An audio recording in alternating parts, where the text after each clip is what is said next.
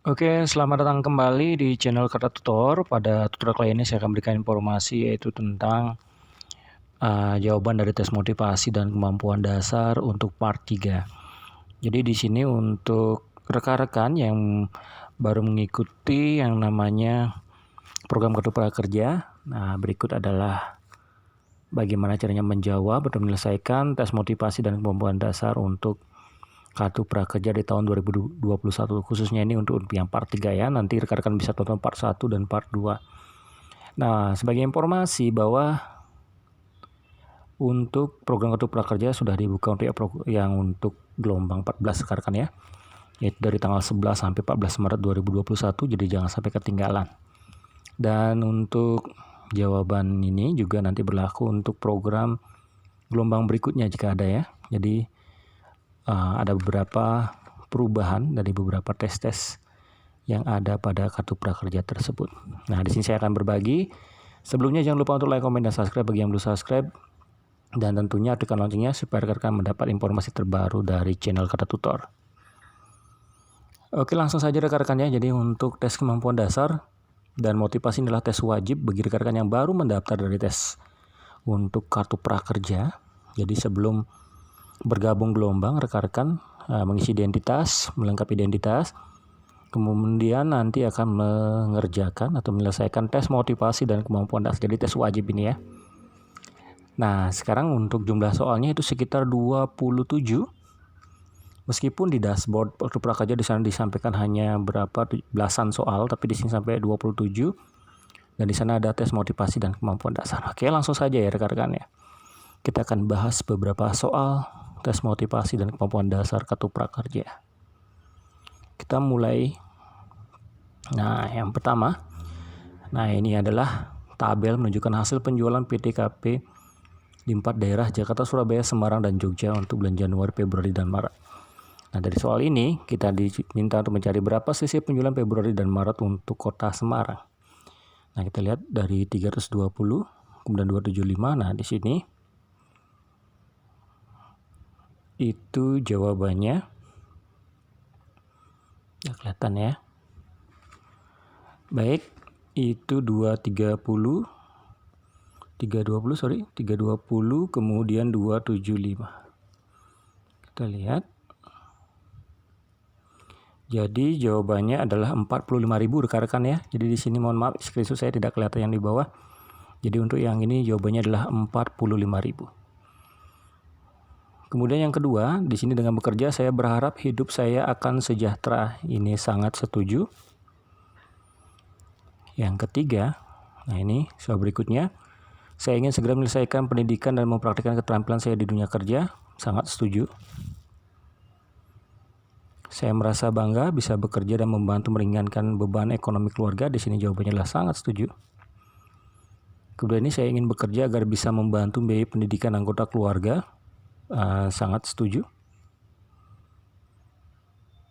Berikutnya, saya merasa senang bisa bekerja dan mendapatkan penghasilan dari jerih payah sendiri meskipun hanya menjadi buruh dan serabutan. Juga sangat setuju. Saya ingin hidup mandiri dan meringankan beban ekonomi keluarga dengan cara bekerja. Ini juga sangat setuju. Tes selanjutnya. Saya tidak akan bekerja setelah menyelesaikan pendidikan meskipun keluarga membutuhkan saya untuk meringankan beban ekonominya. Nah, di sini tidak setuju. Setelah menyelesaikan pendidikan, saya memilih bekerja karena telah mendapatkan bimbingan dan arahan dari orang sekeliling saya. Oke, sangat setuju. Nah, kemudian soal berikutnya.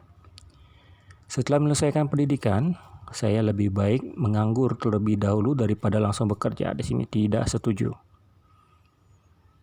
Kemudian soal berikutnya, saya merasa lebih mulia dan terpandang di mata masyarakat jika bekerja daripada menganggur. Sangat setuju.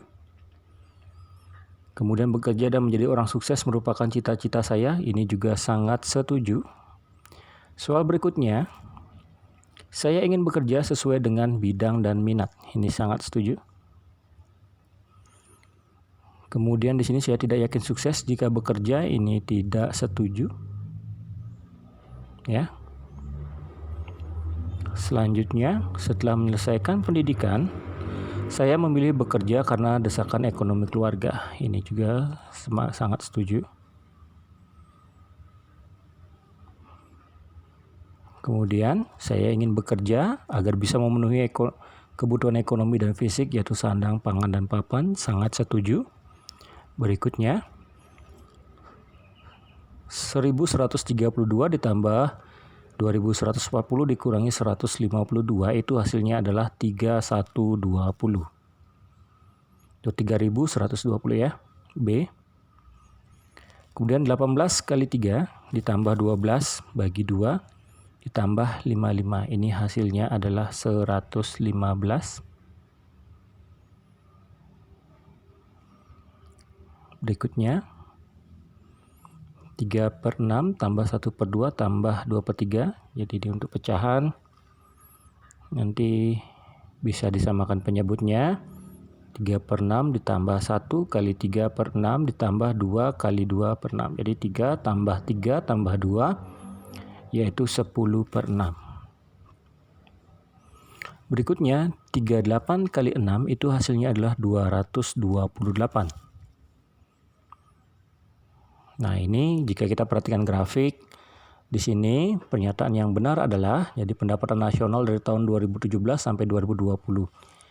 Yang biru itu adalah pendapatan nasional negara A, yang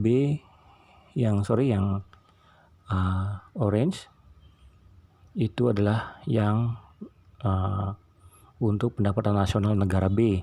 Nah, di sini kita bisa lihat untuk grafiknya bahwa untuk negara B itu pendapatan nasional tertinggi itu di tahun 2018 sebanyak 350 triliun ya. Nah, jadi jawabannya B. Kemudian nelayan laut. Jadi nelayan profesi dan tempatnya itu yaitu laut. Jadi sekarang kita cari yang profesi dan tempatnya itu penyanyi itu di panggung. Jadi jawabannya C ya. Lawan kata meleset itu adalah akurat. Oke, berikutnya. Tidak ada dua perhiasan berlian yang mempunyai kilo yang sama. Cincin X dan Y terbuat dari berlian. Jadi bisa disimpulkan bahwa cincin berlian X dan Y mempunyai kilo yang berbeda. Nah, ini noda hitam akan tampak jelas pada pakaian putih, noda putih akan tampak jelas pada pakaian hitam. Deterjen dapat digunakan menghilangkan noda. Kesimpulan. Jadi ini masih kesimpulan sementara ya untuk soal 26 rekan-rekan ya.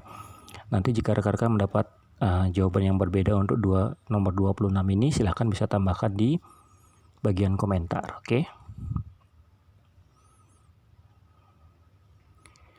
Berikutnya pada tahun 2019 Bu Hermin membeli Gucci antik seharga 50 juta rupiah. Bu Hermin memperkirakan harga Gucci tersebut akan naik menjadi 40% dibanding harga tahun 2019. Namun pada kenyataannya harga jual tahun 2020 hanya 60 juta rupiah. Kemudian, berapa selisih harga ekspektasi yang diperkirakan Bu Hermin dengan harga jual sebenarnya di tahun 2020?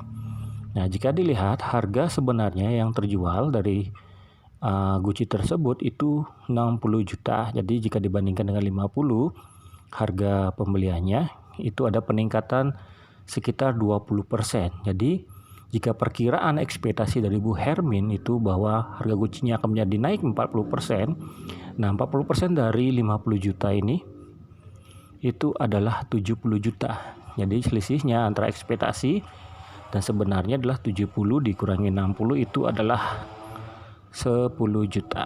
Oke. Nah, kemudian yang 23, yang ini juga perkiraan grafik, tapi saya melihat di sini perkiraannya juga dari 70, 2017, 2018, 2019. Ya. Ini sekitar 8%. Nanti rekan-rekan jika ada jawaban berbeda bisa tambahkan di komentar ya rekan-rekan ya. Oke, nah ini yang tadi ya, 10 juta. Oke, jadi untuk gelombang 14 ini, nah ini khusus yang gelombang 14 ya, itu akan dibuka dari tanggal 11 Maret sampai 2021 sampai 14 Maret 2021. Nah, itulah untuk jawaban atau kunci jawaban atau cara menyelesaikan tes motivasi dan kemampuan dasar kartu prakerja untuk gelombang 14. Jadi di sini adalah untuk khusus part 3. Nantinya juga dari gelombang 1 untuk yang part 1, part 2, part 3 itu rekan-rekan yang video saya tersebut juga bisa rekan-rekan gunakan sebagai referensi untuk mengerjakan tes motivasi dan kemampuan dasar untuk gelombang berikutnya. Oke, sekian dari saya. Semoga video ini bermanfaat. Dan jangan lupa untuk like, komen, dan subscribe bagi yang belum subscribe. Dan tentunya aktifkan loncengnya supaya rekan-rekan mendapat informasi terbaru dari channel Kata Tutor. Sekian dari saya, sampai jumpa lagi di video berikutnya. Semoga bermanfaat ya. Dan semoga sukses untuk program kartu prakerjanya.